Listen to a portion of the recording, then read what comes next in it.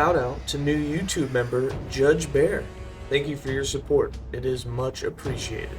Hello travelers, Boardman21 here, and today's build is the Spellblade Fire Aura build, which has also been known as the Righteous Fire build from Path of Exile. Now, while I haven't played that build on Path of Exile, I did watch a couple of videos on it, and the playstyle, while similar, is not 100% the same, but the basis is that you will have a giant aura around you that deals damage as you just run through mobs, or in this case, surge through mobs as well. Now, you will be having to do some attacks. We'll have Mana Strike. You're going to want to use Mana Strike as many times as possible while Surge is on cooldown, so that the next time you Surge, you can get the dormant stacks of Fire Aura and get even more stacks. I've gotten as high as 35 stacks of Fire Aura using the gear that I have and the skill setup the way that I have, which is all in the build planner, which will be in the written guide in the description below.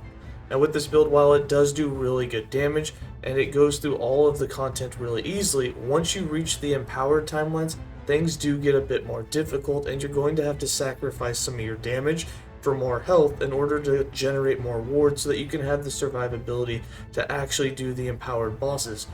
With the way it's set up in this build video, you will be able to do empowered timelines, but only between about 0 and 20 echoes, and then depending on what affixes you choose, it can become really difficult. In order to get to a point where you can actually get to the bosses and do really difficult modifiers, you need to have about 3000 HP, which is 1100 more than I have on this build, which means if you have exalted gear, that will really help you, or you can just swap all your idols for flat health and increased health, and that'll just about get you there. Alright, let's go ahead and dig into the skills, the interactions, and just how it all works.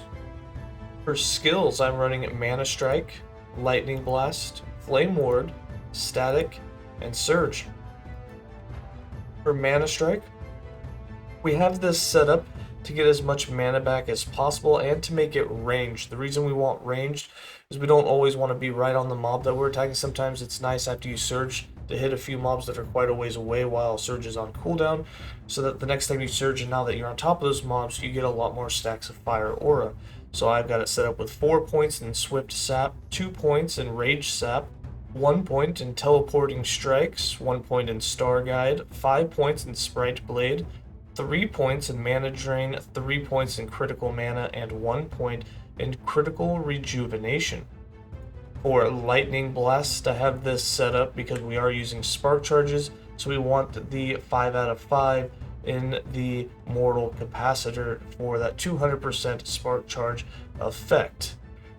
The tooltip seems a little bit bugged inside of the build planner, so just ignore the negative 999,000% chance to apply Spark Charge. It's not really how it works. After you get the 5 points in here, anything else is just extra. You are firing Lightning Blast from your Static and from your Surge, so getting it to chain, getting lightning ages, all of that, that's how I have it set up. But you can set it up however you would normally use it if you were using Lightning Blast for damage. Just make sure that you do get the 5 points in Mortal Capacitor for that Spark Charge effect, is that's going to be a big basis of your damage as well as Fire Aura. I've also got 2 points in Arcing Power, 2 points in Front Loaded, 3 points in Cloud Answer, 3 points in Storm Razor, 2 points in Lightning Attunement, 2 points in Chain Lightning, and 1 point in Convergence. For Flame Ward, our defensive skill, we are getting some damage reduction out of this, the maximum duration, and some Fire Aura and lightning damage. We've got 5 points in Star Ward defense, so we get 200 extra ward granted. You normally get 400, so we actually get 600 total. Then we have 3 points in Desperate defense, so we get 36% of our missing health also granted as ward. So we get 600, and we usually have about 1500 missing health and even more.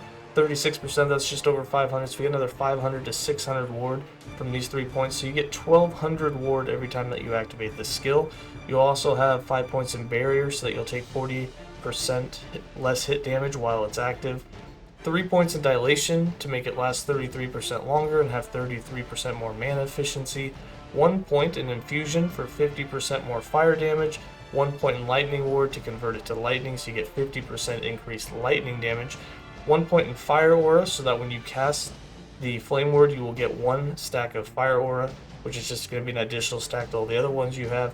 And then 1 point in Eye of the Flame gives Fire Aura 15% more damage. So you get some really good extra damage out of that.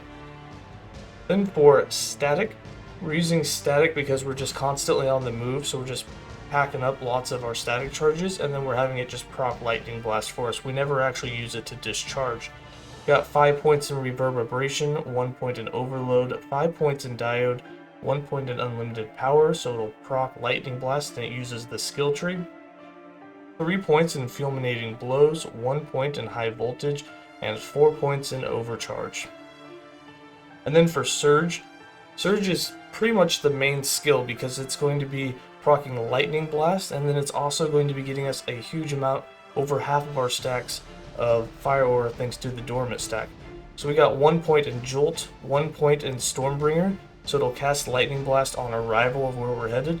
3 points in Electro Pulse, so that we cast 3 Lightning Blast while we're traveling, so that's 4 Lightning Blasts that you will have proc off when you actually surge. And then 1 point in Ride the Lightning, so we do 30% more spell lightning damage, and we now zigzag motion, which just looks really cool. We got 1 point in Shocking Blows and 1 point in Conduit, so we do a little extra lightning damage, and we have a little added melee lightning damage for Surge itself. Then we have 5 points in Storm Battery, and the way this works is when Surge is on cooldown, which it has a 4-second cooldown, I believe.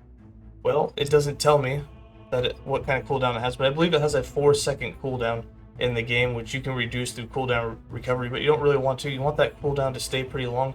So in 4 seconds, you're trying to get 10 melee attacks in, so you get 10 stacks of Dormant. Then when you surge, you get 30 ward per Dormant stack that you had. So if you have the full 10 Dormant stacks, you gain 300 ward, and you'll have a 100% chance per stack of that to get a Fire Aura. So you can get up to 10 Fire Auras as well. So you're always going to be wanting to attack, whether it be in melee range or from ranged away, with Mana Strike while Surge is on cooldown, so that you can get between 1 and 10 stacks of Fire Aura. For passives, I have 25 points in the Mage base class, with 2 points in Scholar, 8 points in Arcanist, 5 points in Mage Flurry, and 10 points in Knowledge of Destruction. You only need 5 points in the Knowledge of Destruction. You can come back to it later to finish it off once you put in a bunch more points into Spellblade or something else to unlock, say, Surge, if you're in a hurry to get that. I've got 15 points in the Sorcerer, with 5 points in Mana Shell and 10 points in Wisdom. This is for the intelligence and the mana that you get. The increased mana, once you break the 300 barrier, you're able to get double the lightning damage from idols. And then of course 10 intelligence is going to help you keep your ward retention, and it's going to increase how much damage that you're doing. For the Spellblade, we've got 73 points. It's our mastered class. I've got 2 points in Elemental Affinity, 8 points in Flamewalker, 8 points in Incinerating Aura, 1 point in Crackling Aura to convert it to lightning, 8 points in Arcane Warden, 10 points in Elemental Strikes. This is mostly for the shock chance that you'll get. With Surge being a melee skill, you don't do a whole lot of hits. I mean, Surge you're only using once every 4 seconds. You are using Mana Strike, and Mana Strike is a lightning skill, so that one will be applying this 100% chance to shock as well, but you're not getting this with Lightning Blast, so static won't be doing it. But to me, it still felt like it was worth the 10 points. We also have 5 points in Storm Blade, 5 points in Mana Reaver, 5 points in Inferno, 3 points in Flame Drinker, 5 points in Burden of Knowledge, 5 points in Awe Strike, and 3 points in Mental Fortitude. And then for items, idols, and blessings, for the idols we have some 1x4s that give you increased lightning damage. It'll be doubled if you have over 300 max mana. And then for the 2x2s, there's a couple of options here. I have the ones that give you a chance to cast Fire Aura on crit. You'll be doing lots of crit with Mana Strike, with your Lightning Blast. You can also get critical strikes with your Surge. However, if you don't really feel like you're getting that much out of these, which you're really not, you know, at most you're getting 2 Fire Auras per second, but again, that's a very small chance, and unless you're doing crits at all time and always in combat, you're not taking advantage of that. But when you hit the empowered timelines and you need more survivability, switching out all of these 2x2s with some 1x2s that have flat health and increased health can be a good way to get you some more ward generation. For items, there are two uniques that are required, and that's going to be Insanguius and Last Steps of the Living. Now, you don't have to have those if you want to run a leeching full life build. However, I haven't had much luck with the survivability being as high with that as you can get with just wearing these two uniques, although you can get more damage going the full life since you can do more class specific affixes, especially on the chest, which is really high rolls. For crafted items, we are using an Oracle Staff, not a Sorcery Staff, because mana cost can be a bit expensive. The more you can get away with using a Sorcery Staff, but because it increases the mana cost, you have to use Mana Strike more often. With the Oracle Staff and the -3 mana cost, which applies mostly to the Lightning Blast that will be stealing your mana, you can actually just speed run through an entire map without having to use Mana Strike a single time. However, once you get in the higher end maps where you're going to be sticking around to fights a little bit and using Mana Strike anyways, using a Sorcery Staff will work just as well and can come with up to 20 more adaptive spell damage. On it, make sure that you have increased elemental damage over time. It comes with a huge percentage at tier 5. You can get up to 350% increased elemental damage over time, which is all applied to the lightning in this case, and that is a huge amount. You can also get damage over time. It's only up to 200% at tier 5. If you have an exalted item with increased elemental damage over time, it would be extremely potent for this build, as with a tier 7 increased elemental damage over time, you can get just over 600% increased damage with it, which is absolutely astronomical. However, I haven't found one yet. I'm just going to hover over the rest of the items really quick. Again, this build planner will be in the written guide, which is linked in the description below, so you'll be able to find the link there as per usual. And then for the blessings, again, I'm just going to hover over these. There's nothing that's really needed for the build, especially defensively, but I do recommend getting chance to shred lightning resistance.